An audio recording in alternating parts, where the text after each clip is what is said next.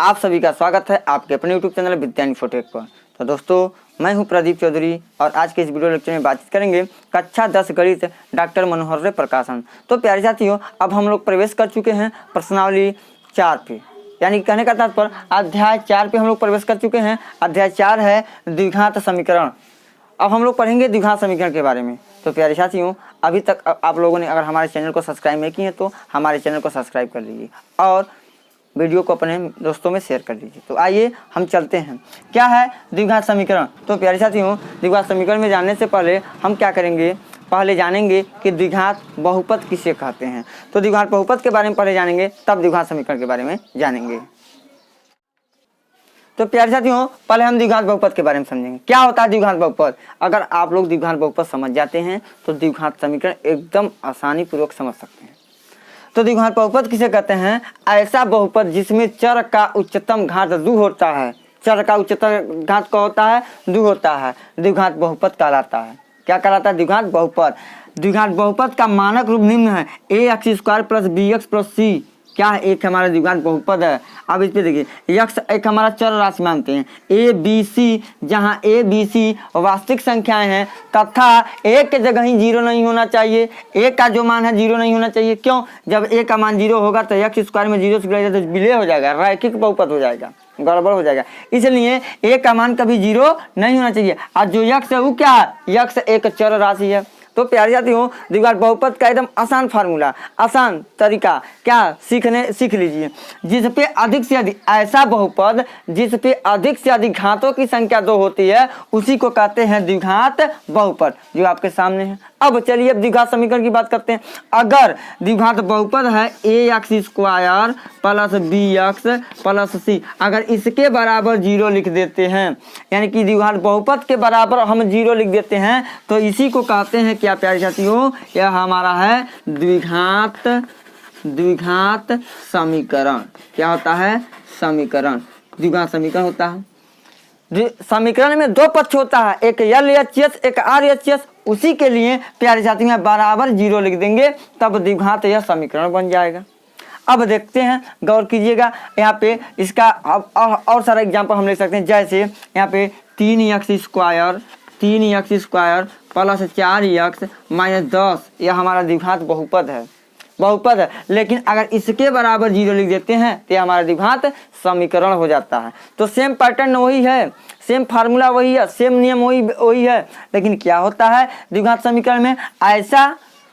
ऐसा बहुपद जिसमें चर की घात क्या होती है? 2 होती है, लेकिन इसके बराबर क्या होता है? 0, यानी इतने के बराबर क्या होना चाहिए? 0। तो हमारा होता है द्विघात समीकरण। तो आइए इसका भी डिफिनेशन हम लिख देते हैं और देख लीजिए आप लोग द्विघात समीकरण का। तो प्यारे साथियों, आइए द्विघात समीकरण को हम डिटेल में समझते हैं। क्या है? यदि px एक द्विघात बहुपद है, px एक क्या मान लीजिए द्विघात बहुपद है, तो px के बराबर अगर 0 हो, यानी px के बराबर 0 को द्विघात समीकरण कहते हैं। डबल लिख दिए यहाँ पे, थोड़ा समझ लीजिएगा। द्विघात समीकरण कहते हैं। द्विघात समीकरण का मानक रूप या व्यापक रूप होता है ax² + bx + c = 0 के रूप में, जहां a b c वास्तविक संख्या हैं तथा a ≠ 0, a का मान 0 नहीं होना चाहिए। अब देखिए ध्यान से, किसी द्विघात समीकरण px = 0 के पदों को घातों के घटते क्रम में लिखने पर प्राप्त समीकरण मानक द्विघात समीकरण कहलाती है। मानक द्विघात समीकरण में देखिए एक सवाल आ सकता है कि निम्नलिखित को मानक द्विघात समीकरण में परिवर्तित कीजिए। तो हम क्या करेंगे, पदों को यानी बहुपद के पदों को बराबर 0 होगा ही होगा। इसको देखेंगे, देखिए x² + 7x + 12 = 0, यह मानक रूप में है कि नहीं है? द्विघात समीकरण मानक रूप में है कि नहीं है? तो कैसे जानेंगे? यानी कि यह पद जो हैं इनको अवरोही या आरोही क्रम में लिख दीजिए। अवरोही का मतलब क्या? घटते क्रम, तो वही लिखिए। घटते क्रम में लिखने पर प्राप्त समीकरण मानक द्विघात समीकरण कहलाती है। तो प्यारे साथियों ध्यान दीजिए, जो सबसे बड़ा घात वाला चर राशि पे अगर सबसे बड़ा घात है उसको सबसे बड़ा माना जाता है, समझ में? अचर पद को सबसे छोटा माना जाता है, समझिए। तो x पे क घात 2 घात, x पे क घात 1 घात, 12 पे क घात 0 घात मानते हैं। देखिए 2 1 0, बताइए आप यह अवरोही क्रम में है कि नहीं है? घटते क्रम में है कि नहीं है? बिल्कुल है। यहाँ पे 2 घात 0 घात घटते क्रम है कि नहीं है? यकीन है कि प्यारे साथियों आपको समझ में आया होगा द्विघात समीकरण के बारे में, और द्विघात समीकरण का मानक रूप हम बता दिए। अब प्यारे साथियों हम पता करेंगे क्या कि कौन सा द्विघात समीकरण है और कौन सा द्विघात समीकरण नहीं है। तो आइए हम लेके चलते हैं, इसके बारे में सिखाते हैं और लेते हैं चैप्टर का पहला सवाल। तो प्यारे साथियों प्रश्नावली का सवाल इसी मेथड से लगाएंगे हम। प्रश्नावली का जितना भी सवाल है इसी को जान लेंगे तो आप लगा सकते हैं। पहला टॉपिक का जो पहला टॉपिक है इसको आप लोग वेरी इंपॉर्टेंट है, देखिए द्विघात समीकरण की जांच करने की विधि।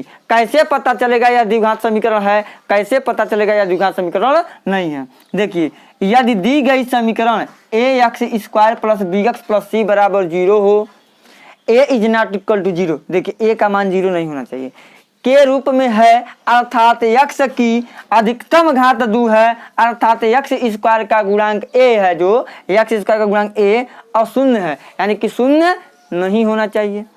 तब दी गई द्विघात समीकरण क्या होगा? तब दी गई समीकरण द्विघात समीकरण होता है। तब दी गई समीकरण क्या होगा? द्विघात समीकरण होगा। अधिकतम घात क्या 2 होना चाहिए। जैसे हम बात करते हैं प्यारे साथियों, एग्जाम्पल के तौर पे हम बात कर लेते हैं। अगर कोई कह दिया आप बताइए x + 1 का होल स्क्वायर बराबर 0 द्विघात समीकरण है कि नहीं है? तो आपको क्या पता चला है?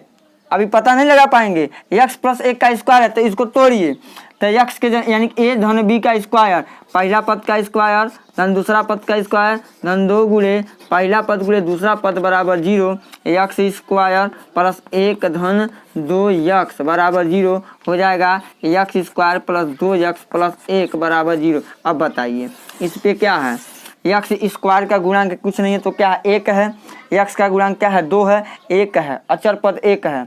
तो बताइए इस पे चर राशि जो x है इस पे अधिक घातों की संख्या कितनी है? 2 है, अब बराबर 0 है। द्विघात समीकरण है कि नहीं है? तो आप कह सकते हैं बिल्कुल है। कोई कह दिया x² बराबर 10, बताइए द्विघात समीकरण है कि नहीं है? तो बिल्कुल है प्यारे साथियों। कैसे? देखिए x² - 10 बराबर 0 लिख सकते हैं, x² + 0 × x - 10 बराबर 0 हम लिख सकते हैं, बिल्कुल लिख सकते हैं। बताइए ax² + bx + c के रूप में है कि नहीं है? बिल्कुल है, उसी के रूप में है प्यारे साथियों। तो हम कह सकते हैं यह हमारा द्विघात समीकरण है।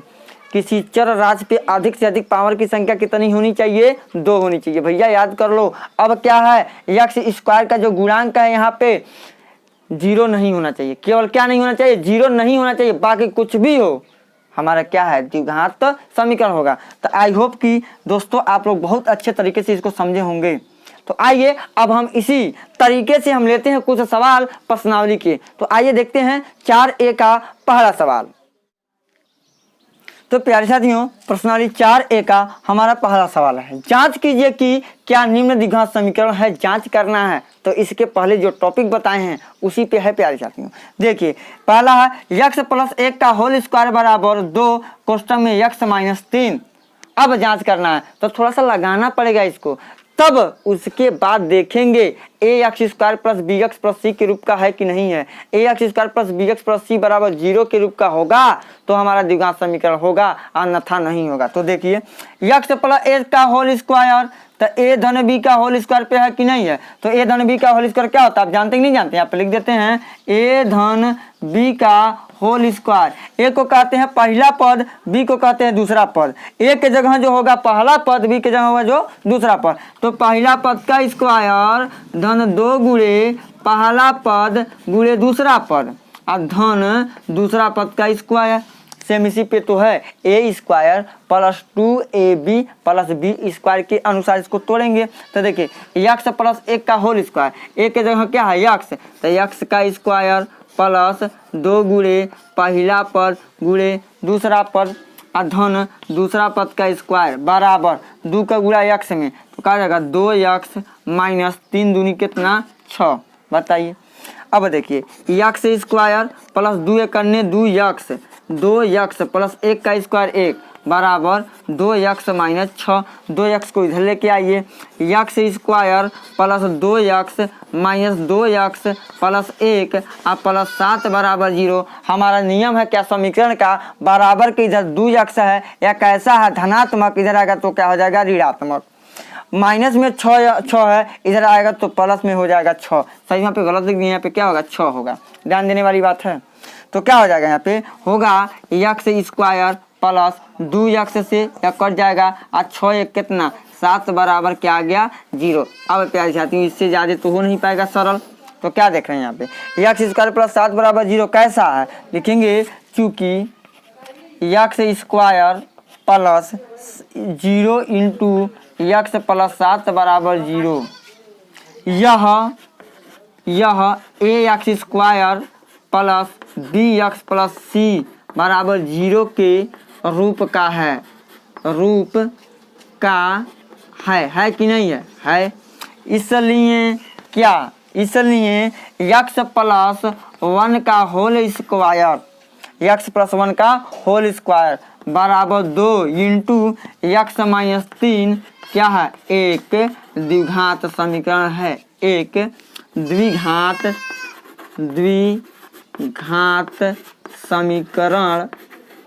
समीकरण है। बस लगा दिया, आंसर आ गया। तो प्यारे साथियों आई होप कि आपको बहुत अच्छी तरह से समझ में आया होगा। तो प्यारे साथियों अब चलते हैं अपने अगले सवाल पे, यानी सवाल नंबर 2 को लेते हैं। थोड़ा सा कैलकुलेशन में मिस्टेक हो जाता है प्यारे साथियों, थोड़ा मैनेज कर लीजिए। यहाँ पे गलती से हमने क्या इसको पक्षांतर किया था तो 7 लिख दिया था, यहाँ पे इसको पक्षांतर किया था हमने क्या लिख दिया था 7 लिख दिया था। तो उसको थोड़ा सा मैनेज आप लोग कर लीजिएगा, अच्छा है आपको लॉजिक पता होगा। 6 इधर जाएगा तो माइनस है तो प्लस 6 हो जाएगा, हम डायरेक्ट जो लिए थे। तो 6 एक कितना हो जाएगा 7, 2x से 2x कैंसिल हो जाएगा, एक्स स्क्वायर प्लस 7 बराबर 0 आ गया। तो जो कि हमारा a x square plus b x plus c बराबर 0 के रूप का है, इसलिए हमारा द्विघात समीकरण है। तो आइए हम क्रमिक चर्चा को आगे बढ़ाते हैं, लेते हैं सेकंड सवाल को। तो प्यारे साथियों प्रश्न नंबर 2 है एक्स स्क्वायर माइनस 2x बराबर -2 ब्रैकेट में इंटू 3 माइनस एक्स। अब इसको बताना है कि द्विघात समीकरण है कि नहीं है। चलिए इसको सॉल्व कर लेते हैं।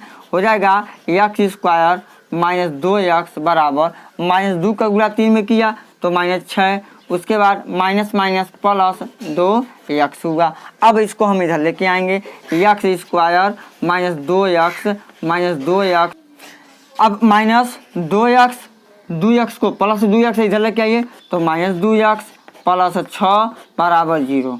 देखिए एक्स स्क्वायर माइनस 2x ये भी माइनस तो माइनस लगा देंगे और 2 2 4x प्लस 6 बराबर 0। अब इसको तनी गौर से देखिए, क्या देखिए यह a x square plus b x plus c के रूप का है कि नहीं है, सेम हूबहू है। तो लिखेंगे प्यारे साथियों जो कि a x square plus b x plus c बराबर 0 के रूप का है। अतः क्या एक्स स्क्वायर माइनस 2x बराबर -2 इंटू 3 माइनस एक्स एक द्विघात समीकरण है, एक द्विघात समीकरण है। प्यारे साथियों यह रहा सॉल्यूशन नंबर 2।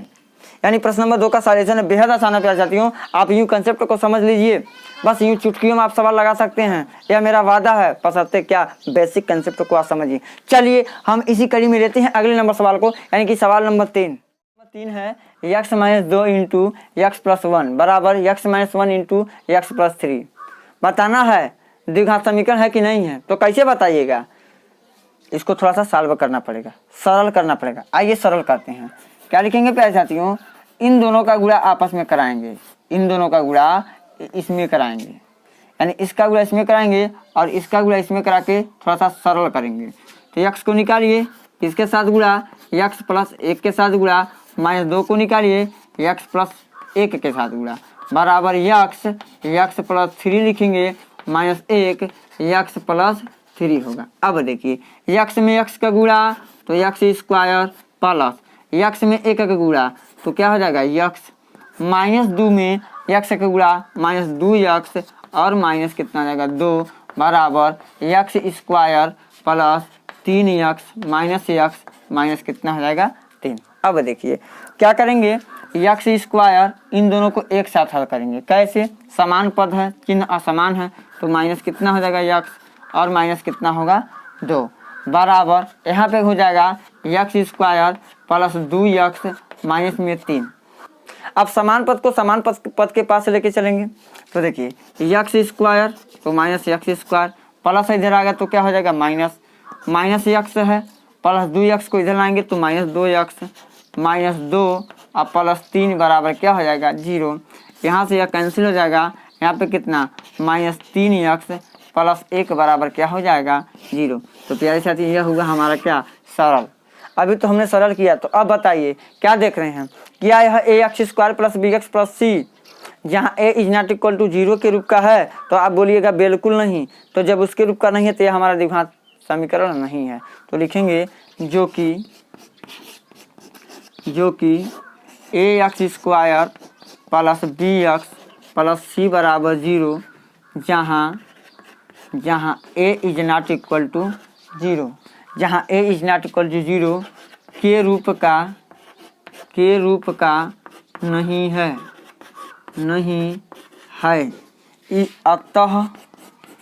अतः x माइनस 2 और x प्लस 1 बराबर x माइनस 1 और क्या है x प्लस 3 एक द्विघात समीकरण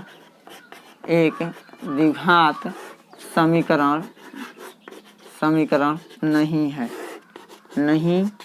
है। यह रहा सवाल नंबर 3 का सॉल्यूशन। तो प्यारे साथियों, उम्मीद है कि आप बहुत अच्छे तरह से समझे होंगे। प्रश्न नंबर 4 है x minus 3 into 2x plus 1 equal to x into x plus 5। बताना है कि द्विघात समीकरण है कि नहीं है। तो पहले इसको थोड़ा कैलकुलेट करना पड़ेगा, सरल करना पड़ेगा। तो आइए हम सरल करते हैं। क्या हो जाएगा सॉल्यूशन, x को निकालिए, इन दोनों के साथ गुणा, तब x के साथ क्या है और माइनस 3 है कि नहीं है, तो इसका भी गुणा हम इन दोनों के साथ कराएंगे। तो तोड़ेंगे x into 2x plus 1 minus 3 into 2x plus 1 is equal to x में x का गुणा तो x स्क्वायर प्लस 5x हो गया। अब देखिए थोड़ा गौर कीजिए, 2x में 2x का गुणा तो 2x square plus x minus 6x minus 3 is equal to x square plus 5x होगा।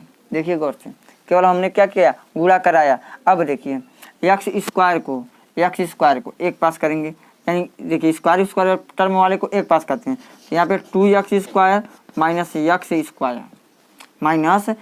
स्क्वायर अब plus x minus 6x calculate यहीं पे करेंगे तो माइनस कितना हो जाएगा 5x। इसको हम इधर लेके आएंगे तो माइनस 5x माइनस 3 बराबर कितना हो जाएगा 0 हो जाएगा।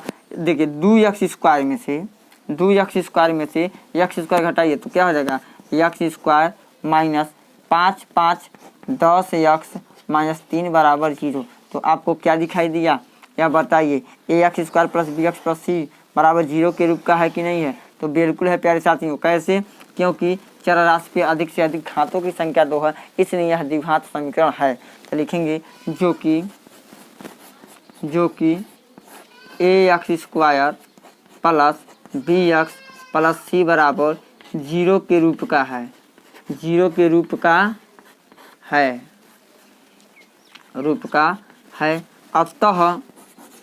अतः क्या x minus 3 into 2x plus 1 is equal to x into x plus 5 एक द्विघात समीकरण है।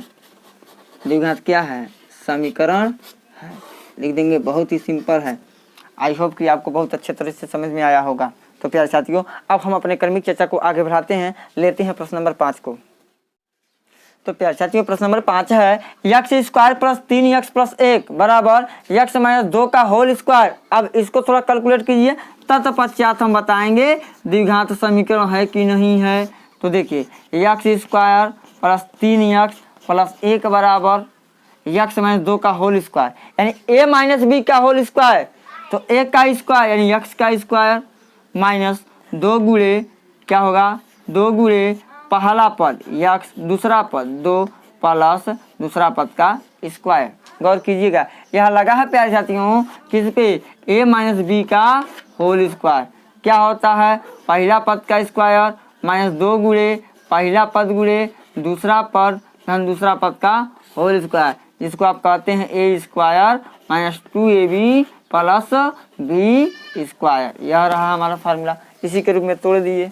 देखिए x square plus 3x plus 1 बराबर हो जाएगा, यहाँ पे ध्यान दीजिएगा, एक्स का स्क्वायर एक्स स्क्वायर माइनस 2 दूनी 4 4x प्लस 2 दूनी 4। अब देखिए हम क्या करेंगे, इसको इधर पक्षांतर करेंगे, इसको भी इधर पक्षांतर करेंगे, इसको भी इधर पक्षांतर करेंगे और समान पद को समान पद के ही पास रखेंगे, यानी समान अक्षर समान घात को एक पास रखते हैं। तो देखिए एक्स स्क्वायर एक्स है, अक्षर सेम है एक्स लेकिन पे पावर 2, ऐसे ही पावर 2 एक पास करेंगे। अब देखिए प्लस 3x लिखा, इसको इधर लेके आएंगे, प्लस 4x प्लस 1 है, इधर आएगा माइनस 4 बराबर क्या हो जाएगा 0। अब यहाँ से यहाँ पे कट जाएगा 3x 4x कितना हो जाएगा 7x होगा, माइनस 4 धन 1 माइनस 4 बराबर क्या -3 होगा, बराबर क्या आ जाएगा 0। अब बताइए प्यारे साथियों क्या देख रहे हैं, सॉल्व करने से क्या मिला, या तो 7x माइनस 3 के रूप का है, 7x माइनस क्या है 3 है। तो आप बताइए क्या यह ax square plus bx plus c के रूप का है। दो घात कहीं दिखाई दे रहा, नहीं दिखाई दे रहा, तो लिखेंगे जो कि ज़्यादा नहीं लिखना है, ax square plus bx plus c बराबर 0 के रूप का नहीं है, रूप का नहीं है।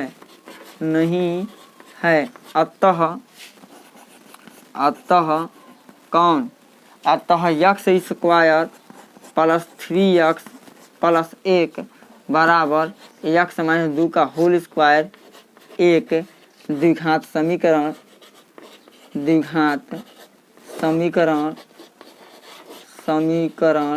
नहीं है, द्विघात समीकरण नहीं है। बस यह हो गया हमारा सॉल्यूशन, या द्विघात समीकरण नहीं है। अब प्यारे साथियों यह रहा सवाल नंबर 5 का बेसिक कंसेप्ट के साथ सॉल्यूशन। अब हम प्यारे साथियों अपने क्रमिक चर्चा को आगे बढ़ाते हैं, लेते हैं अगले नंबर सवाल, यानी कि सवाल नंबर 6। तो प्यारे साथियों प्रश्न नंबर 6 है x प्लस 2 का होल क्यूब बराबर 2x into x square minus 1, बताना द्विघात समीकरण है कि नहीं है। तो सॉल्व करते हैं, क्या होगा गौर कीजिएगा, x प्लस 2 का होल क्यूब, तो आपको याद होना चाहिए फार्मूला किसका, यहाँ पे देख लेते हैं, a प्लस b का होल क्यूब क्या होता है, a cube plus b cube plus 3ab एक क्वेश्चन में a प्लस b, एक क्वेश्चन में a प्लस b के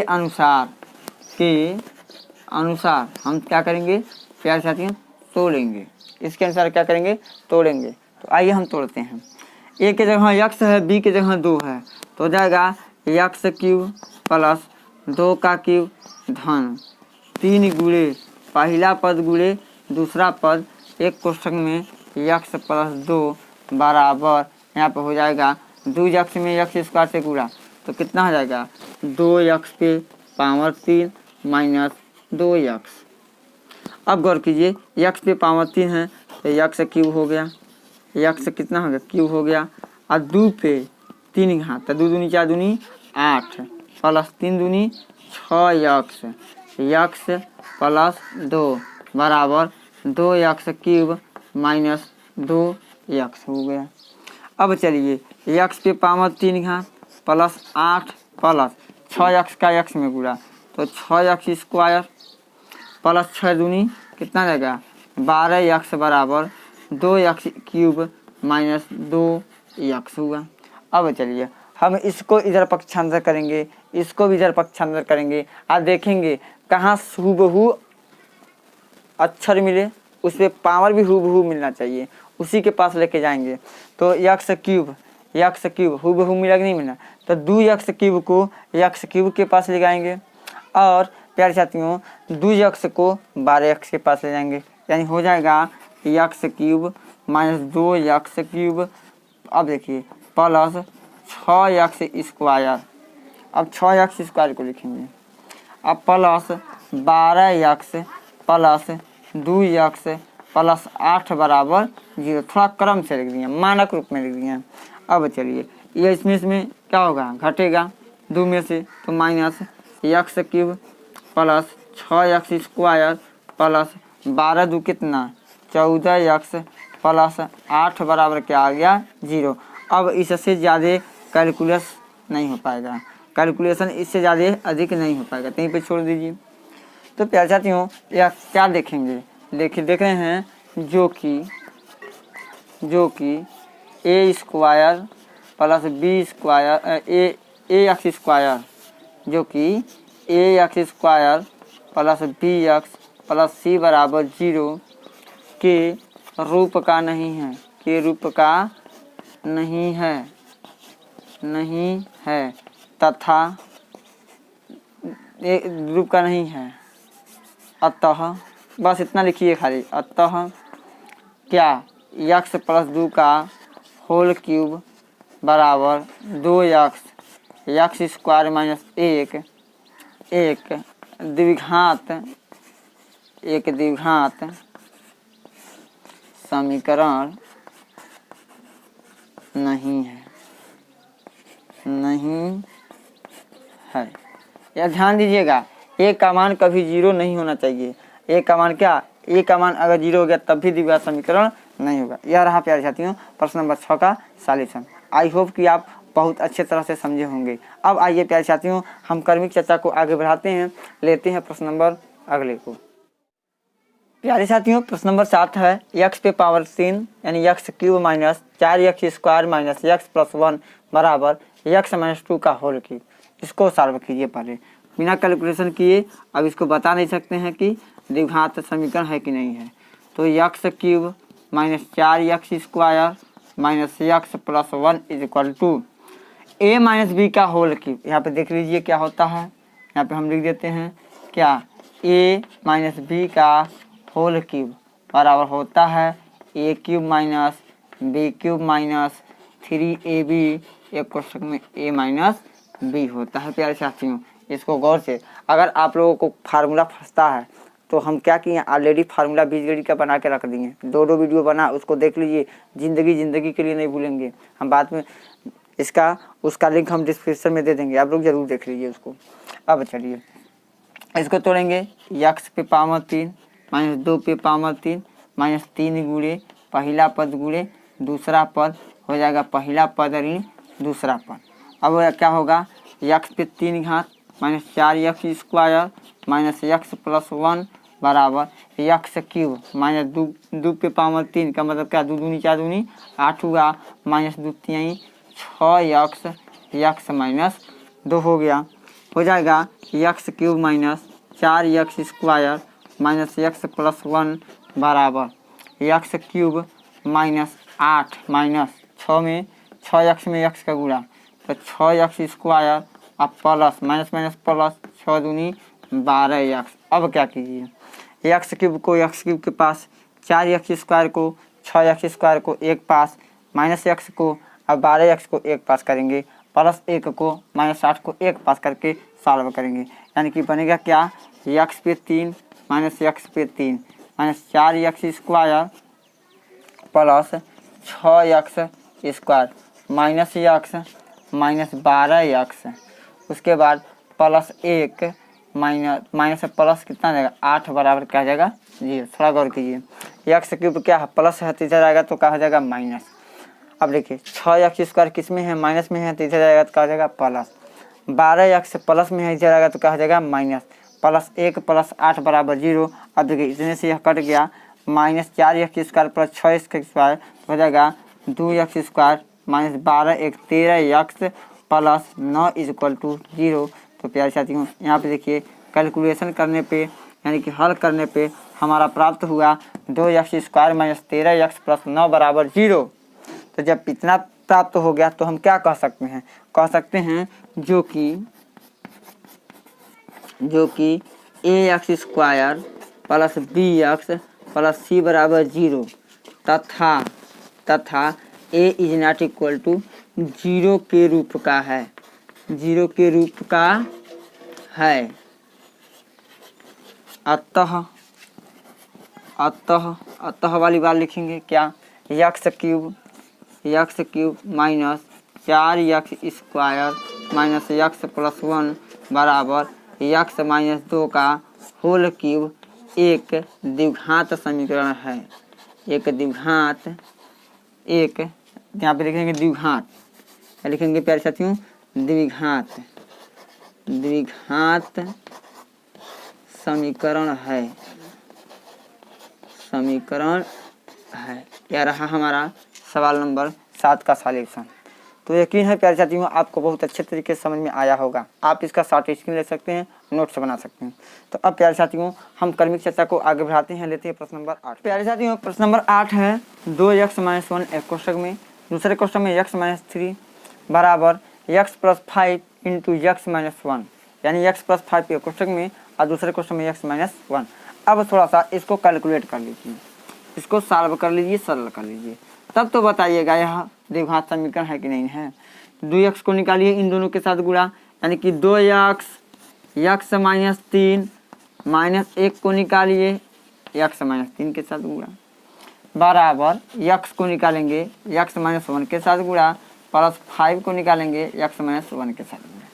चलिए 2x में x का गुणा कितना हो जाएगा, 2x² माइनस 3 दूनी 6x minus x minus minus plus 3 बराबर x² minus x plus 5x minus क्या हो गया 5। अब चलिए प्यारे साथियों x² minus x minus x minus 6x minus x तो माइनस 7x प्लस 3 बराबर x² माइनस प्लस कितना हो जाएगा 4x माइनस 5 हो गया।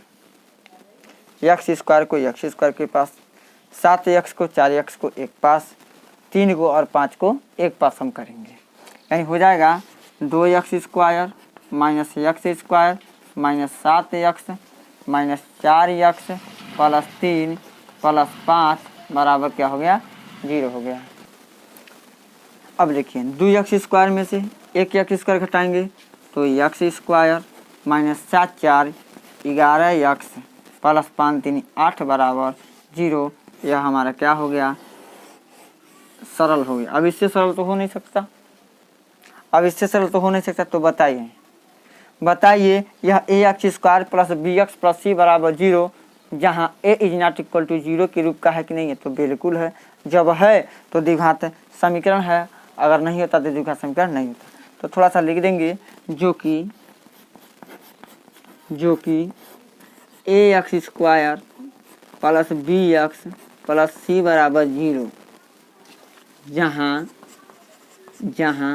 a is not equal to 0 के रूप का है, के रूप का है। अतः क्या हो जाएगा 2x minus 1 into x minus 3 बराबर x plus 5 into x minus 1 एक द्विघात समीकरण है, द्विघात समीकरण है। यह रहा सॉल्यूशन प्रश्न नंबर 8 का। तो प्यारे साथियों अगर वीडियो पसंद आए तो चैनल को सब्सक्राइब करें, क्योंकि मैं यह बार बार कहता हूँ। क्यों कहता हूँ प्यारे साथियों, क्योंकि 1000 सब्सक्राइबर के नज़दीक ही हैं हम लोग। अगर 1000 सब्सक्राइबर पूरा हो जाते हैं तो हम आपको लाइव आके पढ़ा सकते हैं। डेली बाई डेली एक क्लास 7 बजे से या 6 बजे से लाइव पढ़ा सकेंगे, जो आप अपने डाउट को क्लियर भी कर सकते हैं। तो प्यारे साथियों अगर अच्छा आपकी सब्सक्राइब कर लीजिए और अपने दोस्तों से भी सब्सक्राइब करा दीजिए। तो अब प्यारे साथियों यह रहा प्रश्न नंबर 8। अब हम अपने क्रमिक चर्चा को बढ़ाते हैं, आगे लेते हैं प्रश्न नंबर 9 को। प्यारे साथियों प्रश्न नंबर 9 है x² प्लस 3x प्लस 1 बराबर x माइनस 2 का होल स्क्वायर। अब इसको हमको सॉल्व करना है। अब इसको थोड़ा सा सॉल्व कर लीजिए। क्या होगा प्यारे साथियों, गौर कीजिएगा, x² प्लस 3x प्लस 1 बराबर a माइनस b का होल स्क्वायर, x² माइनस 2 गुणे x गुणे 2 प्लस 2 का स्क्वायर a माइनस b के होल स्क्वायर पे तोड़ दीजिए। क्या हो गया x² प्लस 3x प्लस 1 बराबर यहाँ पे यक्स स्क्वायर माइनस 2 दूनी 4 यक्स प्लस 2 का स्क्वायर 4 कर कीजिएगा। अब हम इतने को इधर पक्षांतर करेंगे। कीजिए पक्षांतर, x square minus x square plus 3 x plus 4 x plus 1 minus 4 बराबर क्या 0। इतने से यह क्या हो गया, कैंसिल हो गया। 3 यक्स 4 यक्स कितना जगह 7 यक्स माइनस 3 बराबर क्या 0 हो गया। तो प्यारे साथियों क्या हुआ, सवाल तो लग गया। लेकिन अब बताइए क्या यह द्विघात समीकरण है, तो नहीं है द्विघात समीकरण। तो लिखेंगे जो कि a x square plus b x plus c is equal to 0, जहाँ a is not equal to 0 के रूप का नहीं है, के रूप का नहीं है। अतः क्या हो जाएगा, x square plus 3 x plus 1 बराबर एक्स माइनस 2 का होल स्क्वायर एक द्विघात समीकरण नहीं है। तो प्यारे साथियों यह प्रश्न नंबर 9 का पूरा सॉल्यूशन है। तो प्यारे साथियों आप चाहे तो इसको भी नहीं लिख सकते, केवल बता सकते हैं द्विघात समीकरण है कि नहीं है। बस आपके माइंड में यह चीज़ होनी चाहिए, सेट होनी चाहिए कि कैसे पहचानेंगे द्विघात समीकरण है और कैसे पहचानेंगे द्विघात समीकरण नहीं है। अब प्यारे साथियों हम क्रमिक चर्चा को आगे बढ़ाते हैं, लेते हैं प्रश्न नंबर 10। प्रश्न नंबर 10 है 2 क्रमागत धनात्मक पूर्णांक का गुणनफल 306 है। हमें पूर्णांकों को ज्ञात करना, प्यारे साथियों पहले हम चर्चा करेंगे कि 2 क्रमागत धनात्मक पूर्णांक क्या है। क्रमागत पूर्णांक देखिए, ध्यान दीजिए, हम लिखते हैं प्यारे साथियों कि यहाँ समझने वाली बात है कि क्रमागत पूर्णांक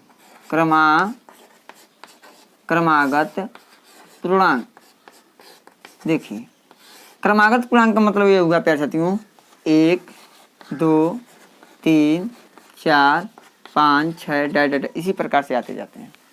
लेकिन मानेंगे किसको, मानने में किस प्रकार से हुआ जाता है। तो देखिए पहला क्रमागत पूर्णांक यक्स होता है, दूसरा क्या हो जाता है यक्स प्लस 1 और तीसरा यक्स प्लस 2 और चौथा यक्स प्लस 3 इसी के रूप में चलता रहता है। 2 को कहेगा क्रमागत पूर्णांक 2 लोगों को लेंगे, 3 को कहेगा तो 3 लोगों को लेंगे। यही होता है क्रमागत पूर्णांक। कैसे यह होगा, यक्स प्लस 1 यक्स प्लस 2।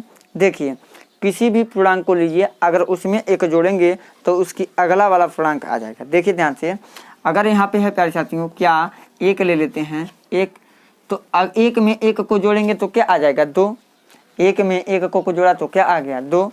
अब देखिए एक में कितने को जोड़ेंगे तो 3 हो जाएगा, तो कितने को जोड़ेंगे 2 को जोड़ेंगे। तो यहाँ पे देखिए 2 को जोड़ा है। थोड़ा कायदे से समझिए, इसको भाषा को समझ सकते हैं आप।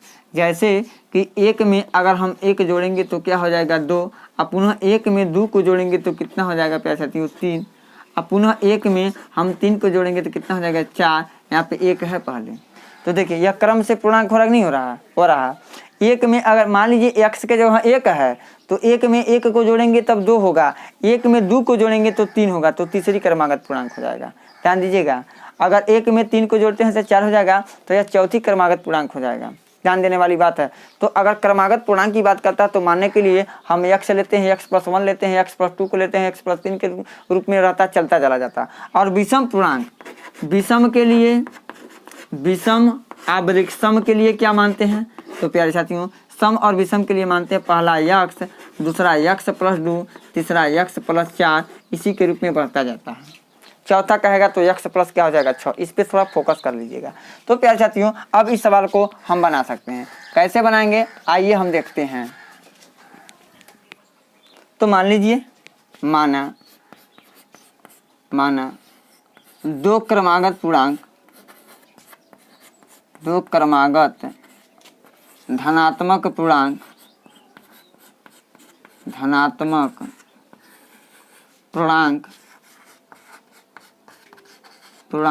क्रमशः क्या क्या है, एक यक्स है, एक यक्स प्लस 1 है, मान लिया। अब क्या चलेंगे, प्रश्न के अनुसार लिख दीजिए, प्रश्नानुसार। प्यारे साथियों प्रश्नानुसार चलेंगे तो क्या हो जाएगा, तो प्रश्न के हिसाब से चलेंगे प्यारे साथियों। तो क्या कहा, दो क्रमागत पूर्णांक मिल गया, एक है x, एक है x + 1। अब इन दोनों का गुणनफल कितने के बराबर है, 306 के बराबर है। तो बराबर कर दीजिए, क्या लिखेंगे ऐसे, x × x + 1 = 306 हो गया है। अब देखिए x में x का गुणा तो x² प्लस x में 1 का गुणा, x बराबर कितना हो जाएगा 306। 300 कितना आ गया, 6 आ गया।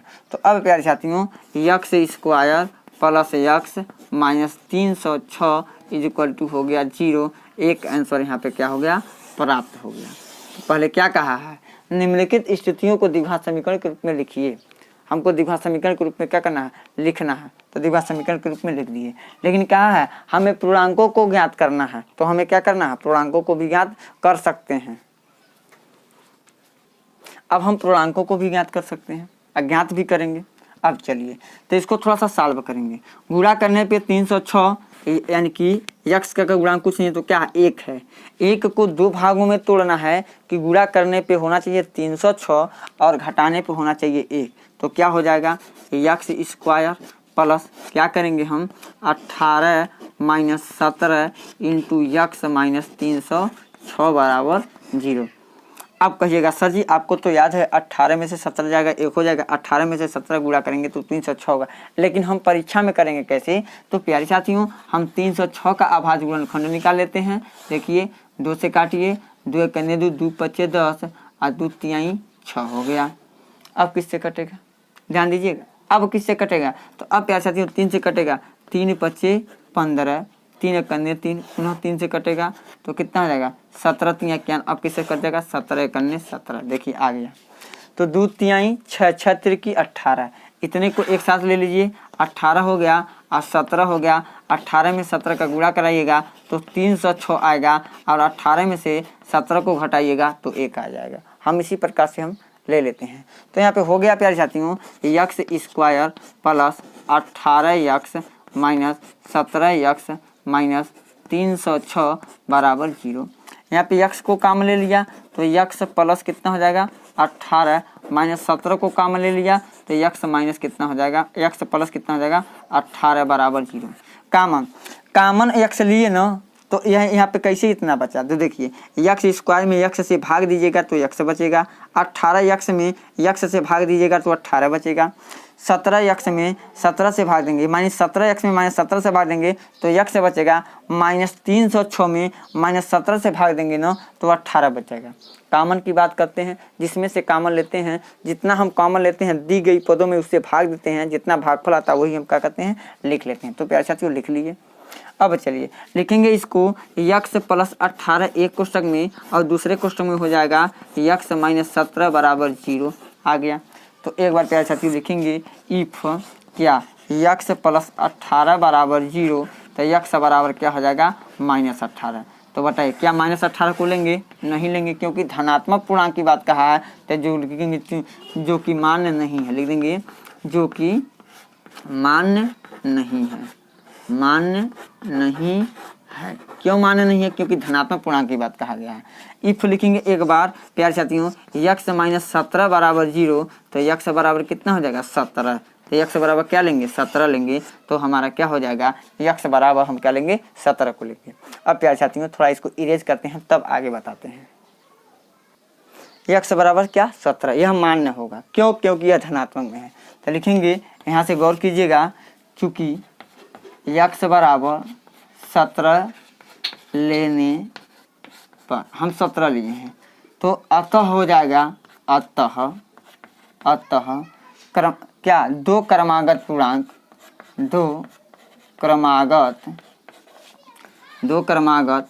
धनात्मक पूर्णांक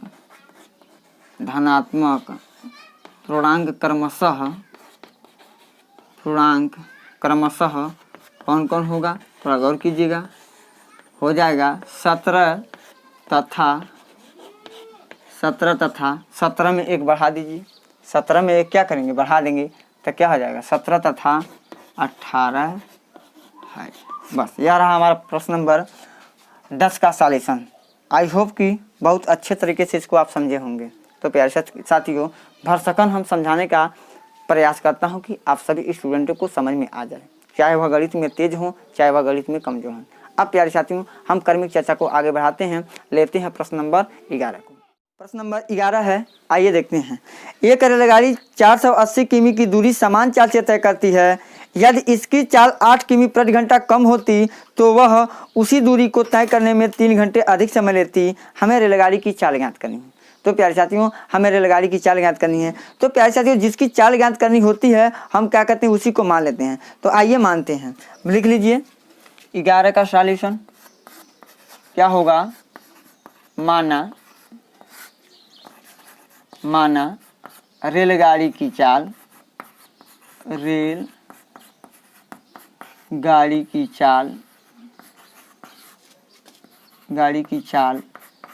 बराबर x किलोमीटर प्रति घंटा है। मान लेंगे x किलोमीटर क्या है, प्रति घंटा है। तो अब देखिए रेलगाड़ी द्वारा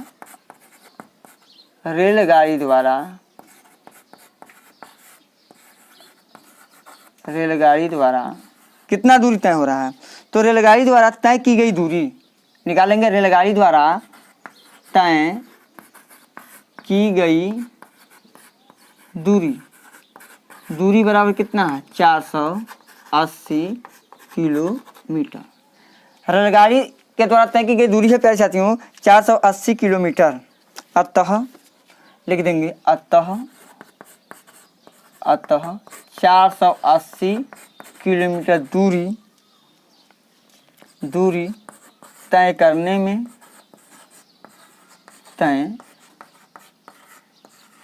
में लिया गया समय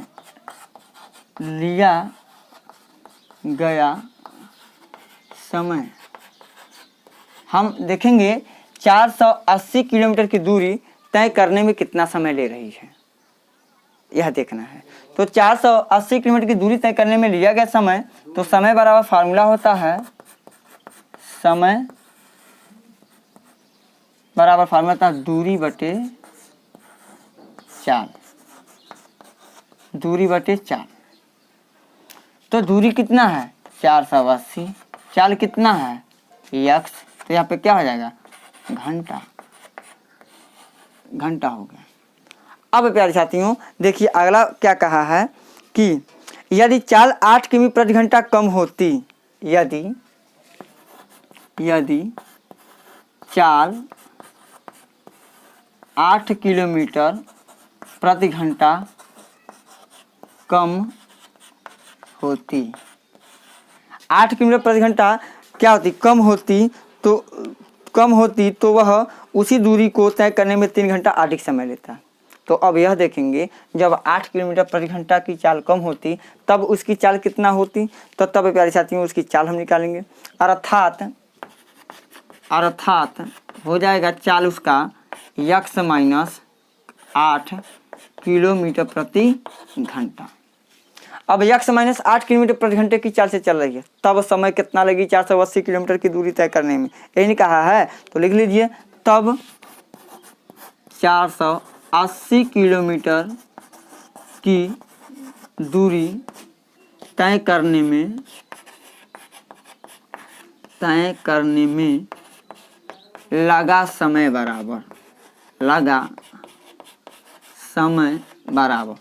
बराबर फार्मूला वही होगा दूरी बटे चाल। तो दूरी कितना है 480 और चाल कितने से अब जा रहा है x माइनस 8, यह भी क्या हो जाएगा घंटा। गौर कीजिएगा, प्रश्न पे गौर कीजिए। सवाल आप यूं चुटकी में बना सकते हैं, और जब प्रश्न पे गौर नहीं कर पाएंगे सवाल नहीं बना पाएंगे। अब चलिए, अब क्या है आगे, तो हमें रेलगाड़ी की चाल ज्ञात करनी। तो हमें क्या करनी है, रेलगाड़ी की चाल ज्ञात करनी है। तो अब देखिए प्रश्नानुसार चलेंगे हम, किसके अनुसार, प्रश्नानुसार। एक बार और प्रश्न को पढ़िए, डिटेल कर लीजिए, तब तो करेंगे। यानी देखिए ध्यान से, अगर x किलोमीटर प्रति घंटे की चाल से जाती है, x किलोमीटर प्रति घंटे की चाल से जाती है, तो उसको क्या होता है, अगर जाती है तो एक रेलगाड़ी 480 किमी की दूरी समान चाल से तय करती है। यदि इसकी चाल 8 किमी प्रति घंटा कम होती तो वह उसी दूरी को तय करने में 3 घंटा अधिक समय लेते। यानी इससे इस चाल से जा रहा है, x माइनस 8 किमी प्रति घंटे की चाल से जाता है तो उसको 3 घंटा क्या होता है, अधिक समय लेती है। लेकिन अगर x किलोमीटर प्रति घंटे की चाल से जाता है तो 3 घंटा कम समय लेती है। यानी कहने का तात्पर्य अधिक समय ले रहा है या क्या हो रहा है, कम समय, या अधिक समय है या कम समय है। तो कहने का तात्पर्य है प्यारे साथियों, इसमें से क्या कीजिए, इसको घटा देंगे, इसमें से इसको घटा देंगे तो हो जाएगा 480 बटे x माइनस 8 माइनस 480 बटे x बराबर कितना हो जाएगा, 3। यह 3 घंटा ज़्यादा समय ले रहा है या 3 घंटा कम समय होगा कि नहीं होगा, या जल्दी जा रहा है या क्या लेट से जा रहा है। कहने का तात्पर्य थोड़ा गौर कीजिएगा प्रश्न पे। अब क्या करेंगे, इसका 480 कॉमन ले लीजिए, तो 480 हम कॉमन ले लेंगे तो बचेगा क्या, 1 बटे x माइनस 8 माइनस 1 बटे x, ब्रैकेट बंद बराबर कितना हो जाएगा, 3। तो 3 एकन्ने 3, यहाँ 3 से कट जाएगा कितने बार में, 3 एकन्ने 3, 3 छक्का 18, 160 बार में, 160 बार में कट जाएगा। अब देखिए हो जाएगा, इसका गुणा इसमें करेंगे तो कितना हो जाएगा, 160 कोष्टक में x एकन्ने x माइनस होता तो ब्रैकेट लगाते हैं, बहुत बच्चे नहीं लगाते हैं, यहीं पे गलती हो जाता है, x माइनस 8। अब क्या करेंगे, अंश हर का गुणा हर में, इसका गुणा इसमें, x माइनस 8 इंटू में x बराबर कितना बचा, 1 बचा। अब इसको क्या करेंगे, x माइनस है, ब्रैकेट को तोड़ेंगे तो अंदर का चिन्ह क्या हो जाएगा, विपरीत हो जाएगा। यानी लिखेंगे 160 ब्रैकेट में x माइनस x प्लस 8 बटे, इसका गुणा इसमें करेंगे तो क्या हो जाएगा, x स्क्वायर माइनस 8x बराबर 1, x से x क्या होगा, कैंसिल हो जाएगा, 16। 160 में 8 का गुणा कर करेंगे 160 गुणे 8 बटे x स्क्वायर माइनस 8x बराबर 1 हो गया। इसका गुणा हम इसमें कर देंगे, तिरिया गुणा कर दीजिए एक के नीचे एक करके तो हो जाएगा प्यारे साथियों, x स्क्वायर माइनस 8x बराबर 16 बट्ठे 128 यानी 1280 हो गया। 1280 को इधर लेके आएंगे, x square minus 8x minus 1280 बराबर क्या हो जाएगा, 0। अब प्यारे साथियों हम इसका गुणनखंड करेंगे कि गुणा करने पे कितना हो जाना चाहिए, 1280, और घटाने पे कितना हो जाना चाहिए प्यारे साथियों, 8 होना चाहिए। तो अब प्यारे साथी इसको हम काम करेंगे, लेकिन यहाँ पे क्या है, एक आंसर है, क्योंकि कहा है कि क्या पहले आप द्विघात समीकरण के रूप में इसको परिवर्तित कीजिए। प्रश्न में कहा है पहले आप द्विघात समीकरण के रूप में परिवर्तित कर दीजिए, तो हमने क्या किया, द्विघात समीकरण के रूप में क्या कर दिया, परिवर्तित कर दिया। लेकिन अब इसका गुणनखंड करना है तो गुणनखंड आइए हम देखते हैं किस प्रकार से करते हैं। तो 1280 गुणा करने पे 1280 और घटाने पे कितना होना चाहिए प्यारे साथियों, 8 होना चाहिए। तो हो जाएगा x स्क्वायर माइनस तो माइनस।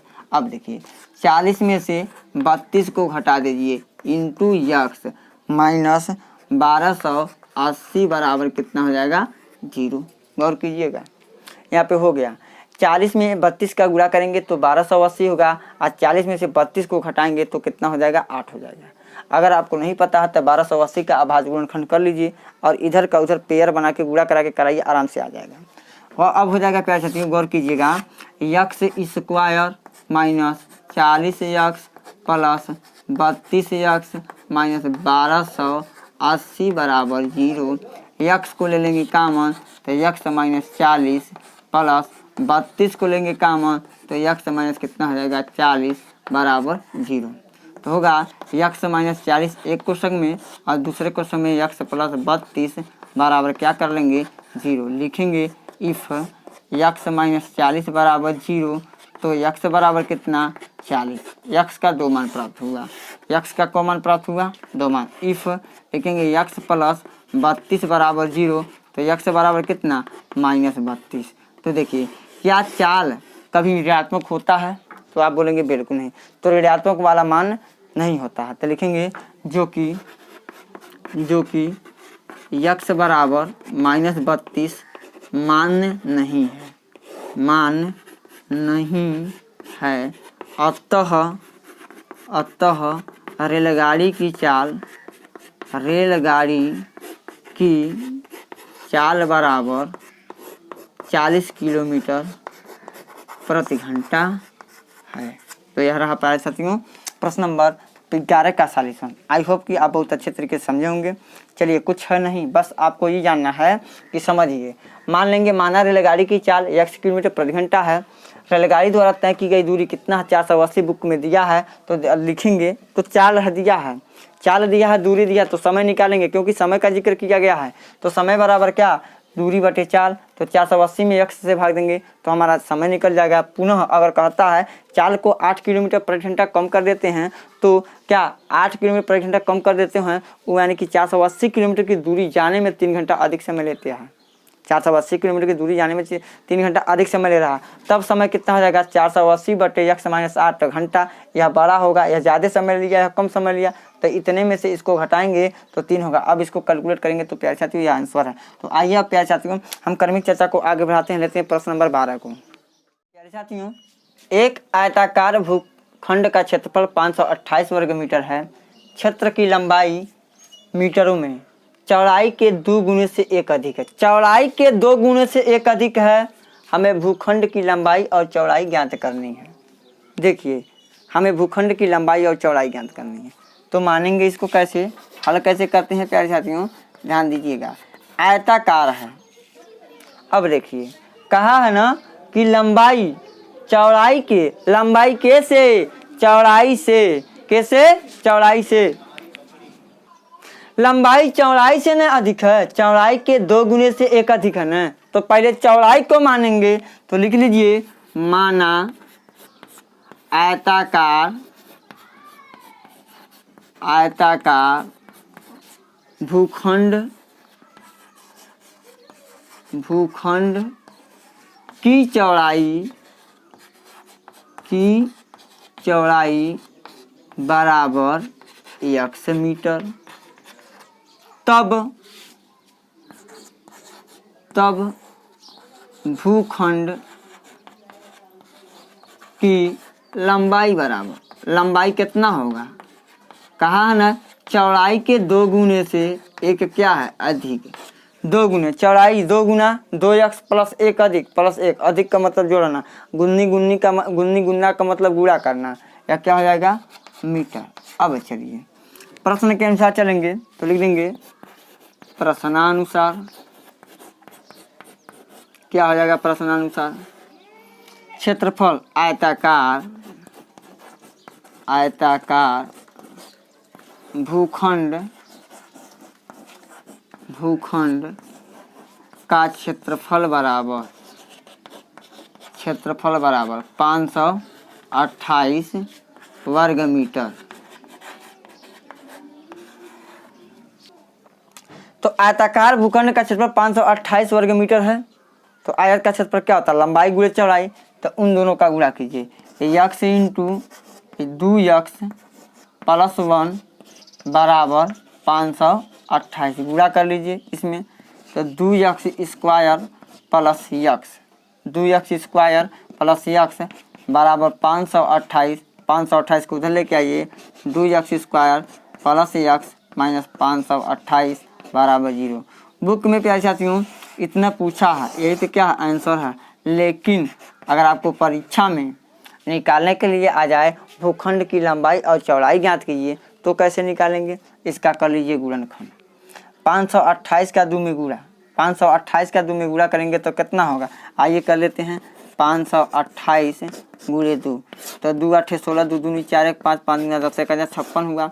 अब 1056 को 2 भागों में तोड़ेंगे कि माइनस करने पे, यानी घटाने पर, घटाने पे कितना होना चाहिए कि घटाने पे 1 होना चाहिए और गुणा करने पे 1056 होना चाहिए। कितना होना चाहिए प्यारे साथियों, 1056। तो इसका हो जाएगा 33 माइनस 32। तो कर लेंगे 2x square plus 33 minus 32 into x minus 528 बराबर 0। तो 2x square plus 33x minus 32x minus 528 बराबर कितना, 0। कॉमन ले लीजिए, यहाँ पे कॉमन क्या है ध्यान दीजिएगा। कॉमन की बात करेंगे तो यहाँ पे कॉमन है x को कॉमन, तो 2x प्लस 33 माइनस यहाँ पे कॉमन क्या करेंगे 16, 16 कॉमन, 16 दूनी 32, 2x माइनस है प्लस हो जाएगा। अब देखिए 528 में यहाँ देख लीजिए 528 में हम क्या करेंगे 16 से भाग देंगे। देखिए 16 तो यहाँ कितना हो जाएगा 48, 48 12 में से आ जाएगा 4 कट गया 8, 12 16 3 48 कट गया, नहीं कट गया, कितना आ जाएगा 33। हमको तो पता था 33 था, लेकिन आपको दिखाना था कि 33 आ रहा है। कितना हुआ, अब प्यारे साथियों क्या होगा 2x प्लस 33 एक कोष्ठक में और दूसरे कोष्ठक में हो जाएगा x माइनस 16 बराबर क्या हो जाएगा 0। देखिए मैं एक्स्ट्रा काम बता रहा हूँ आपको, तो इतना हल करना। अगर केवल कहा है कि द्विघात समीकरण बनाइए, केवल हमको क्या करना था द्विघात समीकरण बनाना था। लिखेंगे इफ 2x प्लस 33 बराबर 0, तो 2x बराबर 33 माइनस में 33, x बराबर माइनस 33 बटे 2 हो गया था। बताइए क्या लंबाई ऋणात्मक में हो सकती है, चौड़ाई ऋणात्मक में हो सकती है? बिल्कुल नहीं हो सकती। तो जो कि मान नहीं है, जो कि मान नहीं है, हम लिख देंगे मान नहीं है। अतः लिखेंगे x माइनस 16 बराबर 0, तो x बराबर क्या हो जाएगा 16, यही क्या हो जाएगा आंसर हो जाएगा। तो प्यारे साथियों लिखेंगे अतः आयताकार भूखंड की चौड़ाई बराबर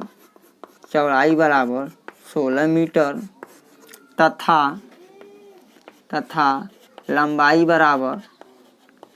बराबर 2 गुने से 1 अधिक, तो 16 दूनी 32 1 33, यानी कि 33 मीटर क्या हो जाएगा, यही आंसर होगा 16 मीटर और 33 मीटर। इस प्रश्न का राइट आंसर हो जाएगा प्यारे साथियों 16 मीटर तथा 33 मीटर। आप देख सकते हैं, बना सकते हैं सवालों को। तो आई होप कि आप समझे होंगे बहुत अच्छे तरीके से। अब आइए प्यारे साथियों हम अपने क्रमिक चर्चा को आगे बढ़ाते हैं और लेते हैं सबसे लास्ट सवाल, यानी कि सवाल नंबर 13 को। प्रश्न नंबर 13 है, रोहन की माँ उससे 26 वर्ष बड़ी है, उनकी आय वर्षों में का गुणनफल अब से 3 वर्ष पश्चात 360 हो जाएगी। हमें रोहन की वर्तमान आयु ज्ञात करनी है। वर्तमान आयु ज्ञात करनी है। तो आइए अब इसको सॉल्व कर लेते हैं। तो मान लीजिए प्यारे साथियों, माना रोहन की वर्तमान आयु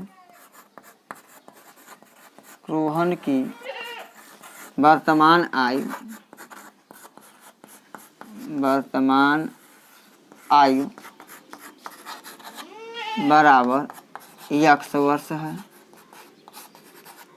वर्ष है। तब रोहन की माँ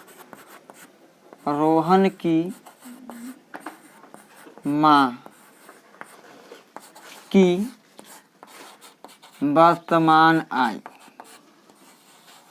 वर्तमान आयु बराबर क्या होगा, 26 वर्ष बड़ी है, तो x प्लस 26 वर्ष हो जाएगा। अब प्रश्न में कहा है प्यारे साथियों 3 वर्ष के बाद, 3 वर्ष के पश्चात या बाद दोनों बराबर है कही है। तो लिखेंगे 3 वर्ष बाद, 3 वर्ष पश्चात लिखिए, 3 वर्ष पश्चात रोहन की आयु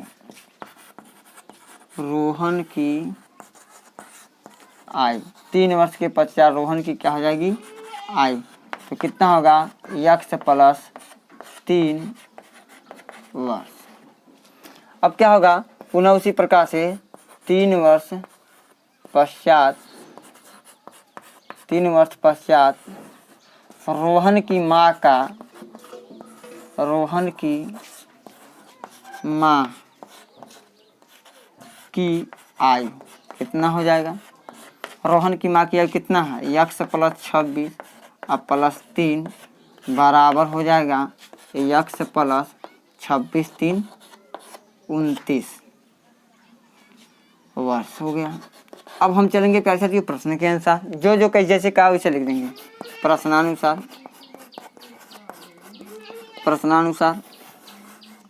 क्या होगा, गुणनफल कितना है, गुणा करने पे कितना 360 हो जाता है, यानी कि x प्लस 3 में और x प्लस 29 में आपस में गुणा करेंगे 360 हो जाता है। देखिए यक्स को निकालिए, किसके साथ गुणा, यक्स प्लस 29 के साथ गुणा, प्लस 3 को निकालेंगे, यक्स प्लस 29 के साथ गुणा करेंगे तो बराबर 360। आई होप कि आप इतना बहुत अच्छे तरीक़े से समझे होंगे। अब प्यारे साथियों यक्स में यक्स का गुणा क्या होगा, x square plus 29 x plus 3 x plus 29 तिहाई 9 तिरकी 27, 3 दूनी 6 2 8 87, 9 तिरकी 27 को 7 हासिल 2, 3 दूनी 6 2 8 बराबर 360। अब देखिए यक्स स्क्वायर प्लस 29 में 3 को जोड़ दीजिए तो कितना हो जाएगा, 32 यक्स प्लस 87, 360 को इधर लेके आएंगे तो माइनस 360 बराबर कितना हो जाएगा 0। 360 में से 87 को घटा दीजिए, हो जाएगा x square plus 32 x minus 10 में से 7 जाएगा 3 हो गया, उसके बाद 15 में से 8 जाएगा 7 होगा, अब यहाँ पे क्या बचा 2, 273 बराबर क्या हो जाएगा 0। अब प्यारे साथियों हम क्या करेंगे, गुणनखंड करेंगे। गुणा करने पे 273, गुणा करने पे 273 और घटाने पे 32 होना चाहिए, तो क्या हो जाएगा, हम इसको तोड़ेंगे तो क्या होगा, आइए हम तोड़ते हैं। देखिए हमारा आंसर तो इतना होगा, आंसर तो हम इतना पे दे देंगे, कोई दिक्कत नहीं है, आंसर है यहीं पे, क्योंकि हमको द्विघात समीकरण के रूप में बदलना है। लेकिन हम एक्स्ट्रा काम यहाँ पे सिखा दे रहे हैं। अगर इस प्रकार का क्वेश्चन आ गया, अगर रोहन की वर्तमान आयु ज्ञात करना होगा तो कैसे निकालेंगे, इसका हम कर देंगे गुणनखंड।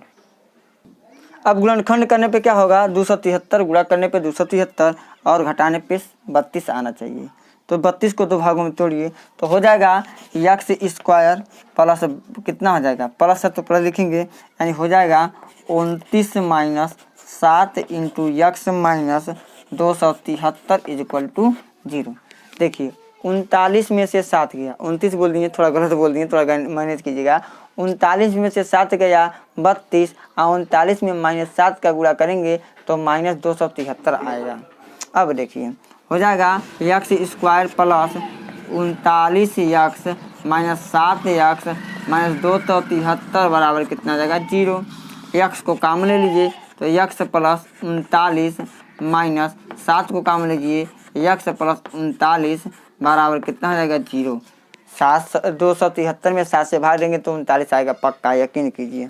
क्या होगा, x plus 39 into x minus 7 बराबर 0। एक बार लिखेंगे इफ क्या यक्स प्लस 39 बराबर 0 तो यक्स बराबर माइनस 39। अब बताइए क्या किसी का उम्र ऋणात्मक में होता है, तो बिल्कुल नहीं होता है, तो लिखेंगे जो कि मान्य नहीं है, जो कि मान्य नहीं है, लिख दीजिए नहीं है।